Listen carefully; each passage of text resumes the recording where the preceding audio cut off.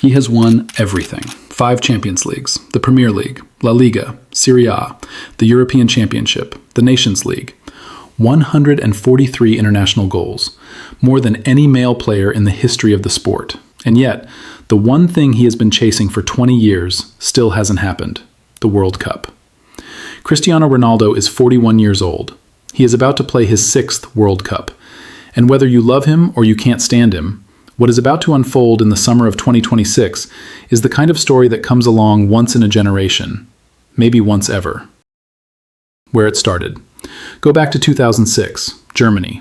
Ronaldo is 21 years old. He is electric, fast, unpredictable. Not yet the relentless goal machine he would become, but already one of the most exciting players on the planet.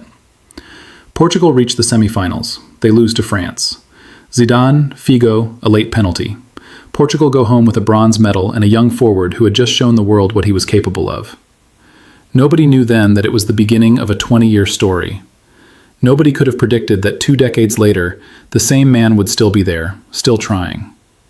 4 years later, 2010, South Africa. Ronaldo is the best player in the world by most measurements.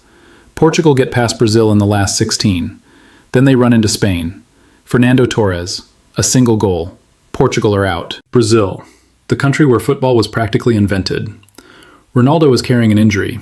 Portugal limp through the group stage. They draw with the United States on a late Ronaldo header, a moment he absolutely needed. Then lose to Germany and go home. Tournament over. Russia. By now, most people assume this is his last real chance. He scores a hat-trick against Spain in the group stage, a free kick in the 88th minute that ties the match at 3 goals apiece. It is one of the finest individual performances in World Cup history. And then, Uruguay happen. Edinson Cavani scores twice. Ronaldo scores nothing.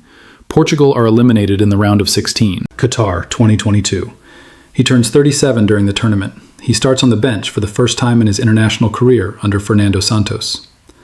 Portugal still reach the quarterfinals. Then Morocco, the first African nation ever to reach the Final Four, beat them. Ronaldo walks off the pitch in tears. Cameras catch him crying in the tunnel. He posts on Instagram that night. The words are important. He writes, "To win a World Cup for Portugal was the biggest and most ambitious dream of my career." He writes it in the past tense, like it's over. It wasn't. Here is something that gets lost in the bigger conversation. Ronaldo has scored in 5 consecutive World Cups: 2006, 2010, 2014, 2018, 2022. 5 tournaments, 5 goals. No male player in the history of the World Cup has ever scored in 6 different tournaments. Not Pele, not Maradona, not Messi, not Zidane, not anyone. If Ronaldo scores a single goal in 2026, 1 goal, he becomes the first male player in history to achieve that. 104 years of World Cup football, and nobody has done it. Think about that for a second. We are watching a man chase 2 records at the same time. One he desperately wants, a winner's medal. One that almost nobody is discussing, a place in the statistical history books that no one has ever occupied. That alone changes how you watch his games in this tournament. Every time he touches the ball in a dangerous area, every time he lines up a free kick, every time he heads toward goal, you are watching someone standing on the edge of sporting history, not because of sentiment, because of mathematics. Portugal know this. The squad around him know this. Roberto Martinez, who has rebuilt the team around younger talent while keeping Ronaldo as the focal point, knows exactly what this moment represents. What he's carrying. 20 years is a long time to carry something. The conversation around Ronaldo and the World Cup is not simply about whether Portugal win. It never really was. It is about a man who has given everything to football, more than most players are physically or mentally capable of, and whether that sacrifice eventually gets rewarded at the biggest stage there is. Consider the arc. In 2006, he was too young to win it. In 2010 and 2014, the team around him wasn't good enough. In 2018, they had a genuine chance and then ran into a team that simply played better on the day. In 2022, he was reduced to the role of substitute and still fought for every minute on the pitch. At 41, he is playing in Saudi Arabia for Al Nassr. His physical numbers have declined, that is, simply biological reality. He is not the player who ran at defenders in 2006, or who struck free kicks from 35 yards in 2018. But he can still score. He scored consistently throughout the qualifying campaign. He still reads the game in and around the penalty area better than almost anyone. The question isn't really whether he deserves it. Most serious football observers think he does. The question is whether Portugal, a team with Bruno Fernandes, Bernardo Silva, Rafael Leao, Vitinha, are capable of going all the way in 2026. And the honest answer is possibly. Not favorites, but genuinely possible. That uncertainty is part of what makes this so compelling. The other side of the argument. It is worth being honest about the counter-argument because it exists and it's fair. Some critics argue that Ronaldo's presence in the squad, at 41, coming off a season in the Saudi League, is more about sentiment than selection. That Portugal's best chance of winning the World Cup might involve a different structure.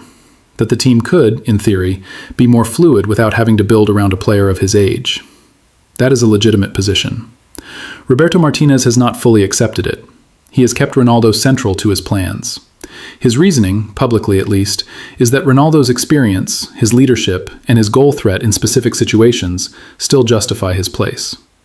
That when a tournament reaches the quarterfinal stage and every game is a single elimination knife fight, having a player who has been in that environment 5 times before is not nothing. There is also the psychological dimension. Ronaldo on the pitch changes how opponents approach Portugal. It demands defensive attention regardless of his age. That creates space for the players around him.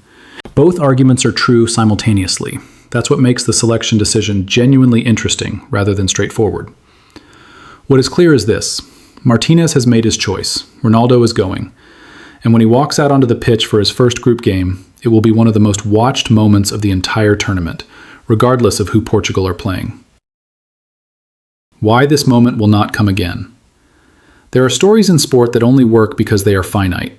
Michael Jordan's last dance in Chicago, Roger Federer's final Wimbledon, Lionel Messi winning the World Cup in Qatar after decades of near misses.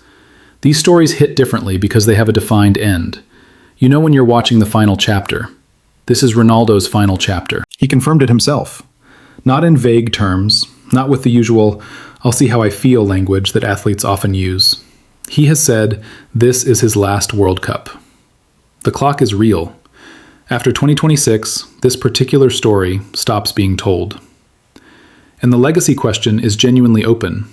If Portugal win, if Ronaldo lifts the World Cup in 2026 at 41 years old, having scored in 6 consecutive tournaments, it will be the most complete individual achievement in the history of the game, arguably.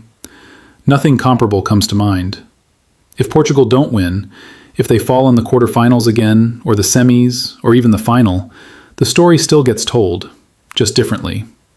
The greatest player never to win a World Cup, the man who spent 20 years reaching for something and came up short every time. Neither outcome erases what came before, but one of them closes the story on terms he chose. The other closes it on terms the game chose for him. There is no controlling that. That is sport. What he can control is how he approaches every training session between now and when that first whistle blows. And everything the people around him have said suggests he has been doing exactly that, working as if this is the only tournament that has ever mattered.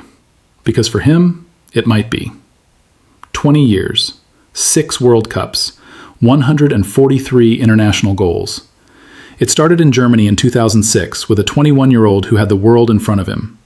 It continues in 2026 with a 41-year-old who has run out of World Cups.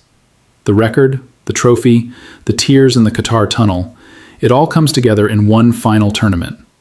Whatever happens this summer, you will not see this story again. Not like this. Not with these stakes, this history, this man. So the question worth sitting with is a simple one. Do you think Ronaldo wins it? After 20 years of trying, is 2026 the year the World Cup finally comes to Portugal? Let me know in the comments. I read every single one. And if you want to follow every step of how this story unfolds, the squad news, the tactical breakdowns, the moments that matter, make sure you're subscribed. This is the kind of story you don't want to catch up on after the fact.